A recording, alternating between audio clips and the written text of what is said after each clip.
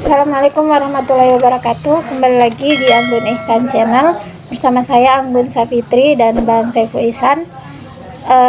Kali ini kami Bang Ipul akan membincang buku berjudul Arkeologi Tasawuf. Yang ini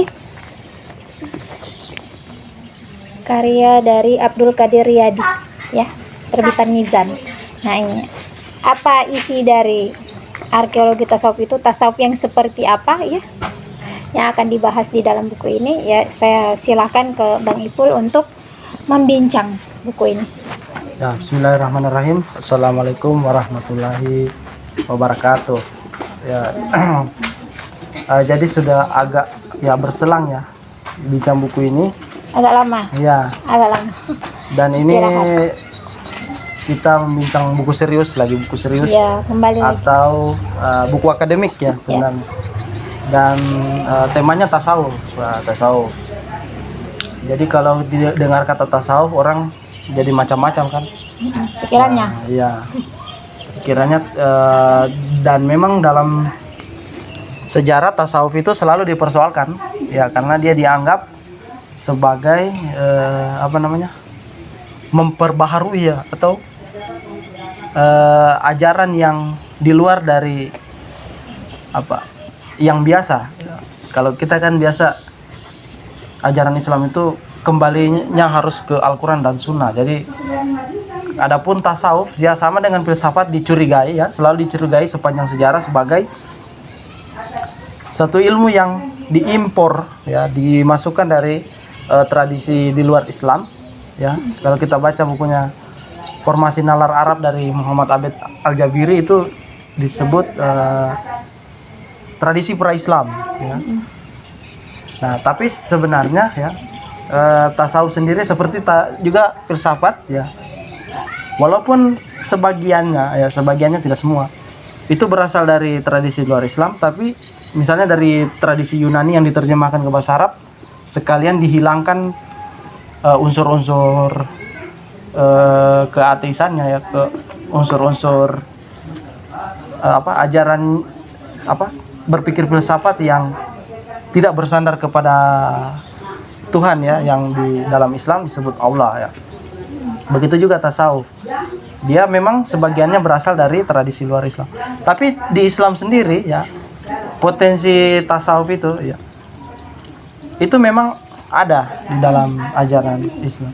Nah, sebelum itu tasawuf itu apa? Tasawuf itu dari praktek sufi ya. Para sufi itu adalah orang yang menjalankan spiritualitas ya, pengalaman pribadi ya, melalui praktek-praktek, yaitu misalnya mengasingkan diri dari kehidupan duniawi ya. Bukan cuma kehidupan dunia tapi duniawi. Yang duniawi itu artinya bersifat keduniawian yang sementara. Nah, itu. Jadi bukan berarti menjauhi dunia, praktek dunia, tapi yang duniawi, yang dimana orang sering lalai ya, karena duniawi itu kan berarti mengejar yang sementara kan, sementara Yang fana. Ya, yang fana. Nah, itu yang disebut dengan tasawuf ya. Pada prakteknya ya, tasawuf itu berkembang, dia dimensinya praktis ya, orang mengerjakan langsung.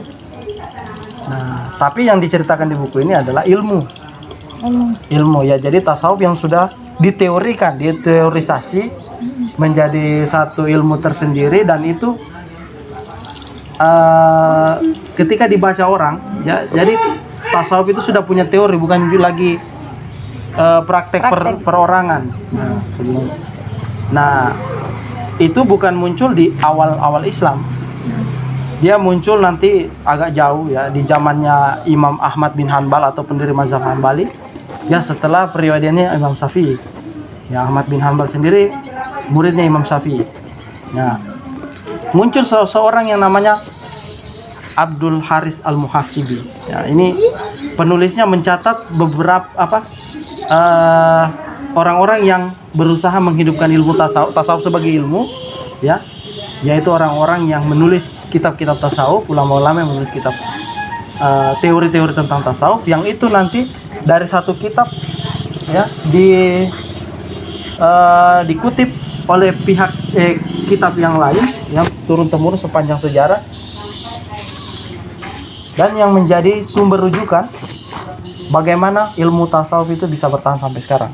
Ya. Jadi perjalanan itu yang dia catat. Jadi ada beberapa tokoh nanti ya, sekalian dengan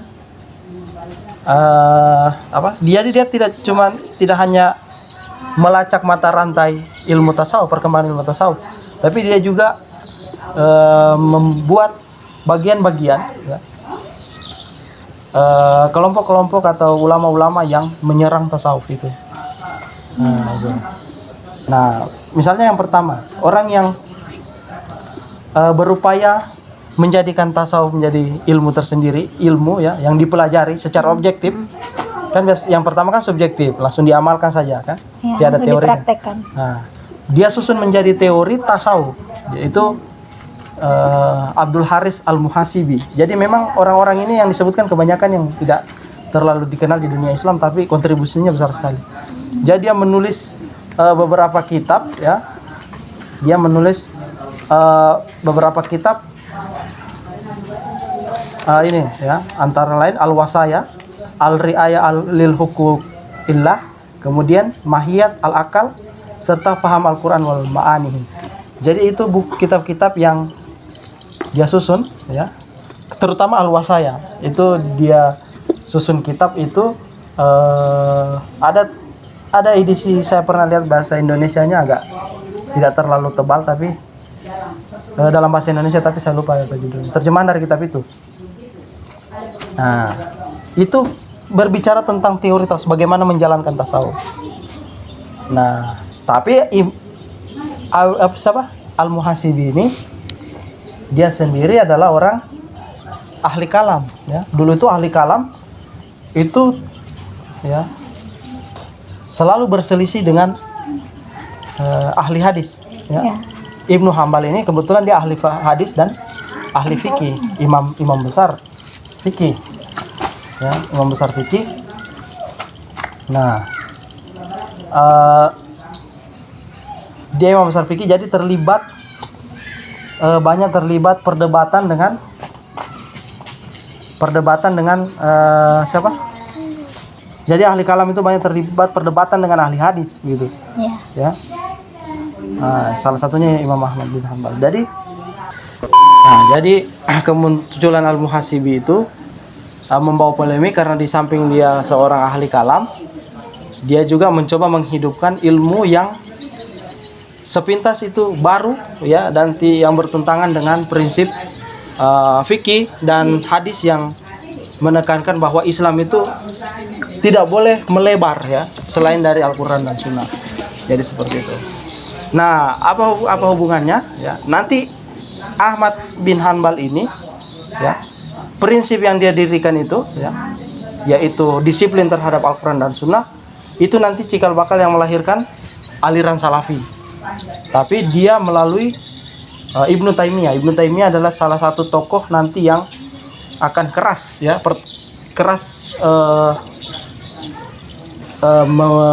melawan ilmu tasawuf itu ya. Dia keras dalam melawan ilmu tasawuf itu. Nah, tapi Imam Ahmad bin Hanbal sendiri mengarang kitab yang namanya Al-Wara. Nah, Wara ini sebenarnya di dalam tasawuf adalah salah satu praktek tersendiri, yaitu menjauhi ya, menahan diri dari berbuat melakukan hal-hal yang rendah gitu ya, melakukan hal-hal yang tidak terpuji. Itu wara, yang menahan diri. Kitab Al-Wara itu sebenarnya sudah ada sedikit ya berbau tasawuf, hanya saja tidak diakui sebagai ilmu tasawuf. Ya, gitu. Nah, nanti Al-Muhasibi ini banyak menghasilkan dari kitab Al-Muhasibi itu nanti yang akan disadur, termasuk oleh Imam Al-Ghazali. Ya, dia salah satu tokoh tasawuf yang paling besar ya, yang ajarannya itu sampai sekarang bisa diterima ya. Jadi Al-Ghazali itu adalah manusia dua dimensi. Jadi di satu sisi dia filsuf ya, di satu sisi dia adalah sufi. Dia mengarang kitab Ihya Ulumuddin ya. Kemudian ada namanya Munkis min ad-Dolal itu dan yang dan lain-lain. Itu sudah banyak diterjemahkan ke dalam bahasa Indonesia ya. Bisa dibilang paradigma tasawufnya orang Indonesia itu mengacu ke Al-Ghazali. Nah, jadi apa? Jadi tokoh-tokoh selanjutnya ada namanya Al-Kalabazi ya. Habis Muhasibi ada Al-Sarraj ya. Ada Al-Kalabazi yang sebenarnya apa namanya? Karena begini ya. Ilmu tasawuf tidak bisa dihidupkan ya. Tanpa misalnya kita melirik ke filsafat dan ilmu kalam. Ya. Sementara orang-orang dulu karena mengikuti mazhabnya Ibnu Hambal, ya, Imam Hambali, ya, makanya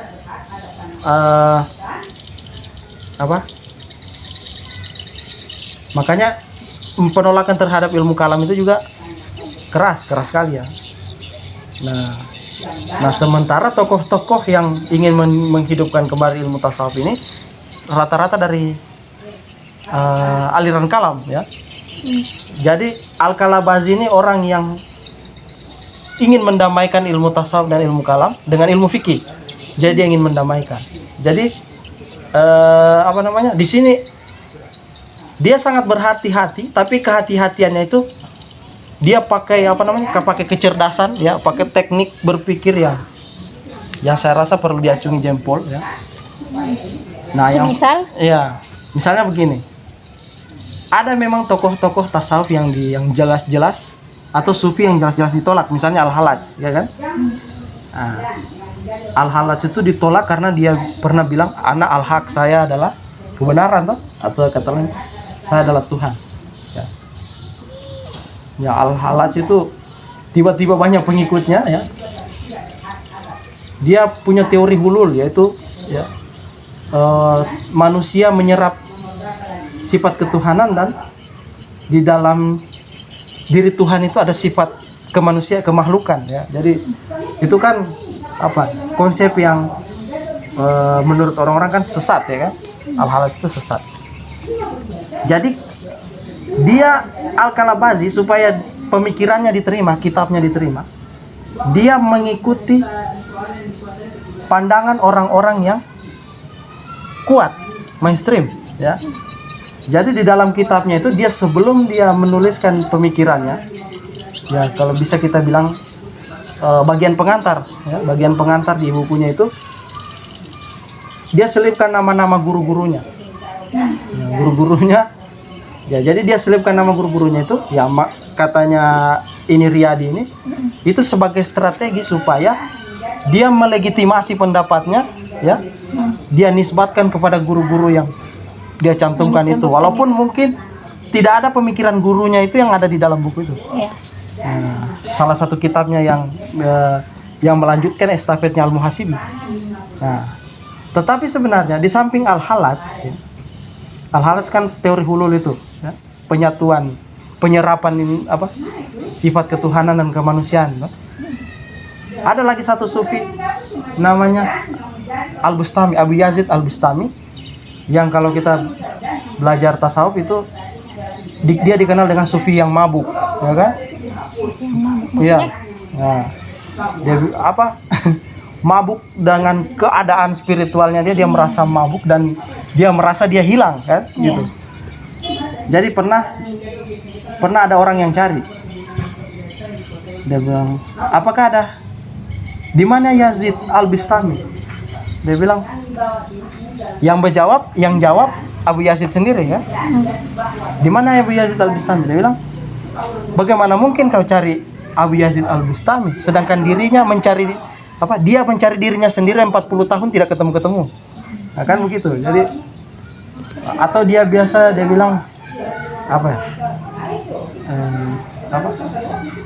orang-orang mencarinya tapi tidak ada. Padahal yang menjawab dia sendiri kan, Nah, seperti itu. Itu salah satu ya, artinya hampir 11-12 sebenarnya dengan Al-Halaj, tapi karena para kelompok mainstream tidak menyesatkan Al-Bistami, makanya Al-Kalabazi tidak menghantam itu. Jadi dia menghabisi dalam kitabnya, dia menghabisi Al-Halaj, pendapatnya dia kuliti. Tapi Yazid Al-Bistami sendiri yang sebagai sufi mabuk itu dia terima sebagai seorang sufi. Jadi itu sebagai salah satu strategi untuk, jadi itu dia lakukan ya menurut Abdul Qadir Riyadi untuk apa? Demi menghidupkan ilmu tasawuf yang dia ambil dari Abdul Haris Al-Hasibi tadi. Nah, tapi ini kan. Nah, jadi sampai di siapa? Al-Ghazali ya.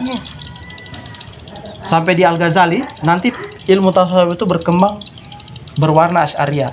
Asy'ariyah itu Ahlus Sunnah wal Jamaah ya, yang seperti tasawuf yang ada, praktik tasawuf yang ada di Indonesia. Ya. Nah, jadi di sini juga dikatakan bahwa yang dicantumkan di sini adalah yang punya karya ilmiah tentang tasawuf, ilmu tasawuf. Itu. Jadi dari karya ilmiah dari kitab-kitab tasawuf itulah yang akan menghidupkan sepanjang zaman ya. Jadi yang menghidupkan ilmu tasawuf adalah karya-karya itu. Nah, puncaknya di Al-Ghazali, puncak kemasannya ilmu tasawuf di Al-Ghazali. Nah, tetapi setelah itu muncul yang menghantam tasawuf Al-Ghazali, yaitu alirannya Ibnu Taimiyah, ada namanya Ibnul Jauzi dan Ibnu Qayyim Al-Jauziyah. Ya, itu 3 tokoh besar. Sebenarnya ada lagi satu ini di sini. Al-Hujwiri ya, itu semuanya tokoh salafi yang dimasukkan di dalam buku ini juga ya. Saya rasa dia memasukkan tokoh itu di buku ini untuk mempertegas, untuk membuat lebih detail bagaimana perlawanannya orang-orang ya ahli hadis terhadap ilmu tasawuf. Dia bikin bab tersendiri. Dan anehnya ada selain Al-Ghazali ada sebenarnya tokoh tasawuf yang sangat berpengaruh setelah Imam Al-Ghazali, yaitu Ibnu Arabi. Ya. Kalau Ibnu Arabi, kalau Al-Ghazali itu cenderung ya Ahlus Sunnah wal Jamaah, kalau Ibnu Arabi itu lebih ke arah nanti dia akan melahirkan filsafat iluminasi ya, yang itu dikembangkan di Persia ini dan dikembangkan oleh filsuf-filsuf Iran kontemporer. Tapi di sini tidak dicantumkan, mungkin karena Ibnu Arabi tidak di kitabnya itu tidak ditemukan yang berbicara tentang teori tasawuf itu ya, makanya tidak dimasukkan di sini. Dan bagaimana kerasnya Ibnu Taimiyah menghantam tasawuf ya, itu bisa kita lihat kritik-kritiknya ya kalau kita baca bukunya ini. Dan kemudian setelah Ibnu Taimiyah ada namanya Ibnul Jauzi dan Ibnu Qayyim Al-Jauziyah. Itu ada 2 yang berbeda. Nah, yang pertama Al-Jauzi sampai dia menulis kitab judulnya Talbis Iblis atau Tipu Daya Iblis. Jadi menurut dia tasawuf itu adalah salah satu tipu daya iblis. Jadi di kitab Talbis Iblis itu ada semua bab judulnya Talbis Iblis ini kan.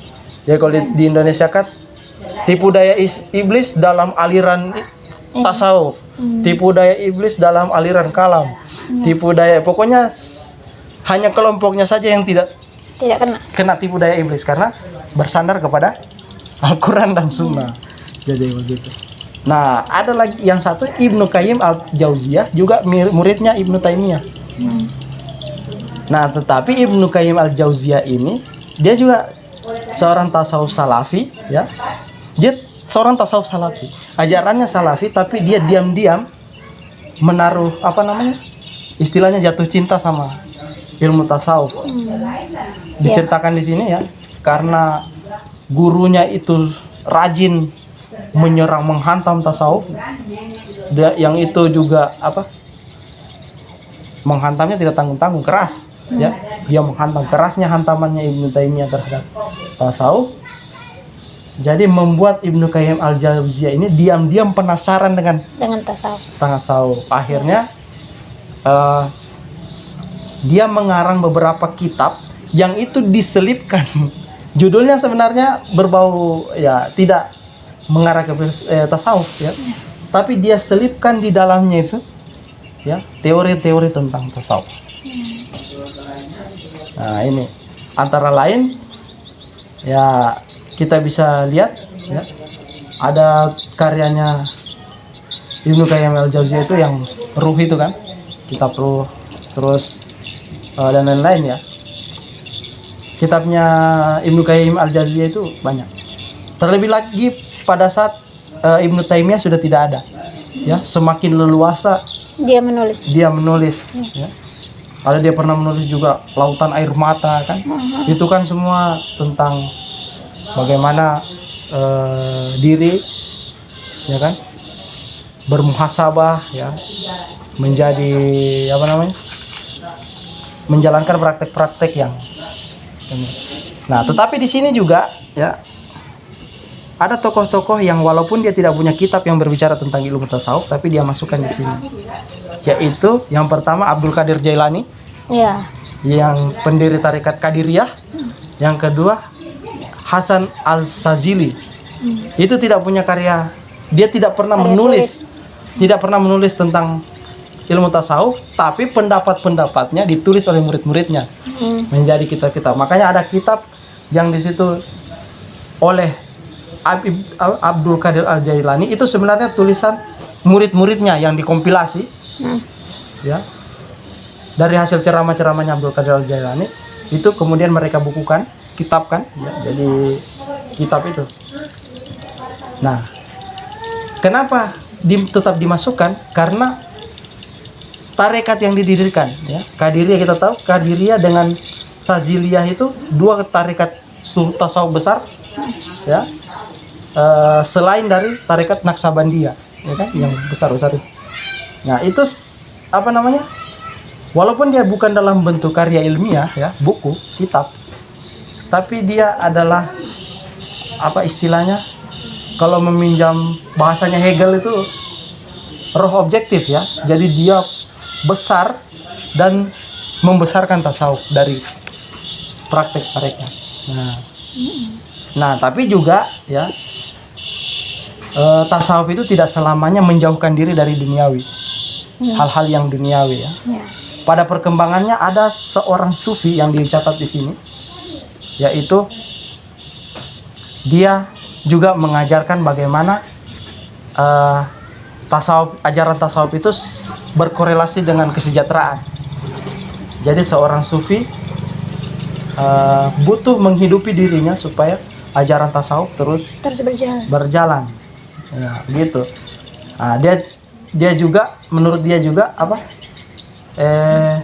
Bahwa mencari nafkah untuk menghidupi diri itu juga bagian dari praktek tasawuf.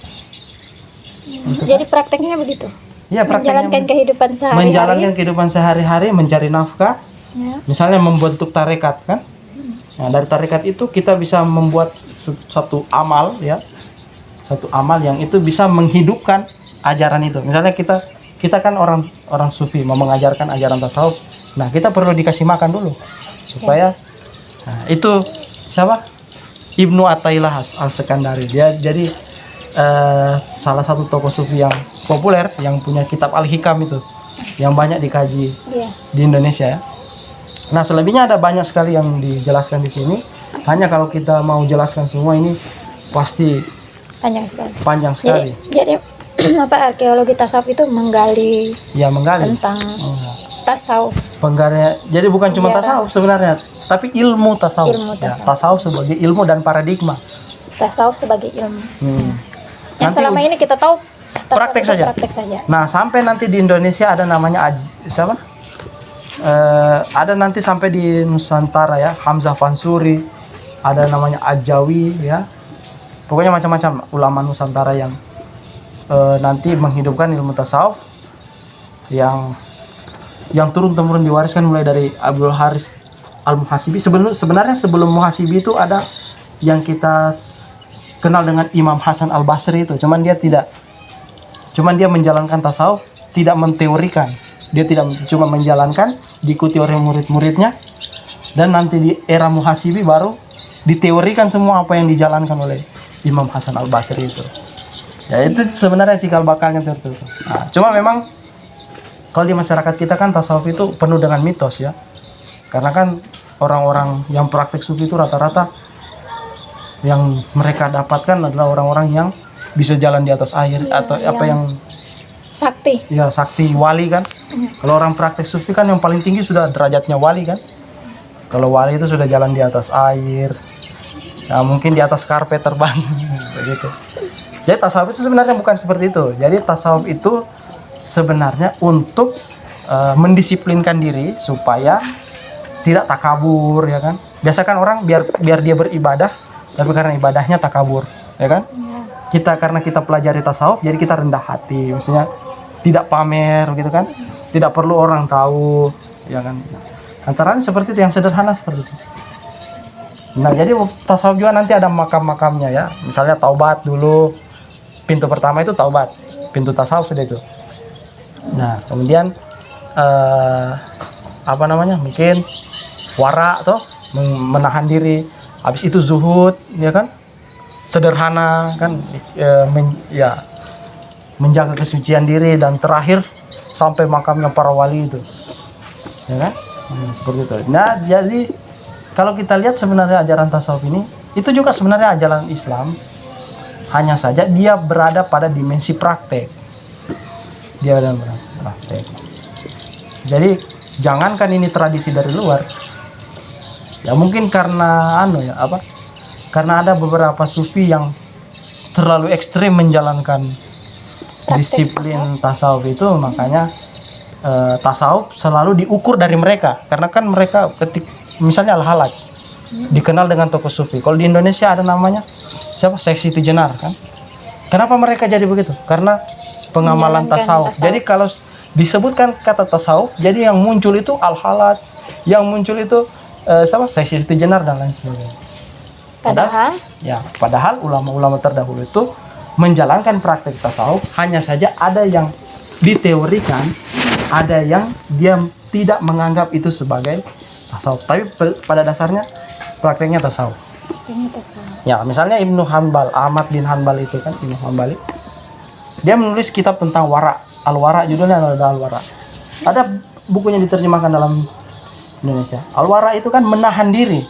Nah, itu salah satu kalau dalam ilmu tasawuf itu dia makam wara. Ada namanya uzlah kan, menyendiri, merenung. Nah, itu kan praktek-praktek tasawuf. Nah, asalkan dia, kalau menurut Imam Qushairi, dia bersandar kepada sumber-sumber yang syar'i dalam Islam itu. Nah, itu saja mungkin yang perlu kita sampaikan pada kesempatan kali ini. Ya. Nanti akan lanjut. Ya, kalau misalnya misalnya kalau ada teman-teman yang ingin ada part 2-nya, ya nanti akan kami bikin, karena buku ini lumayan tebal. Dan tidak bisa dibincang seluruhnya semuanya. Butuh beberapa part mungkin ya. Pilih-pilih juga. Iya. Jadi kalau teman-teman ada yang penasaran, silakan langsung beli saja bukunya. Ini arkeologi tasawuf. Ya, Gramedia ada. Karya Abdul Qadir Riyadi, melacak jejak pemikiran tasawuf dari Al-Muhasibi hingga tasawuf Nusantara. Nah, ini semua ada di dalam sini tentang tasawuf, ilmu tasawuf. Tuh, oke. Jadi kalau teman-teman misalnya ada yang tidak sesuai tadi dengan penyampaian Bang Ipul tentang buku ini, bisa langsung di kolom komentar kritik dan sarannya. Atau kalau misalnya teman-teman mungkin punya referensi lain tentang tasawuf, ilmu tasawuf, bisa juga dicantumkan di kolom komentar. Mungkin kami bisa membincangnya, mengoleksi bukunya dan membincangnya di kesempatan-kesempatan berikutnya.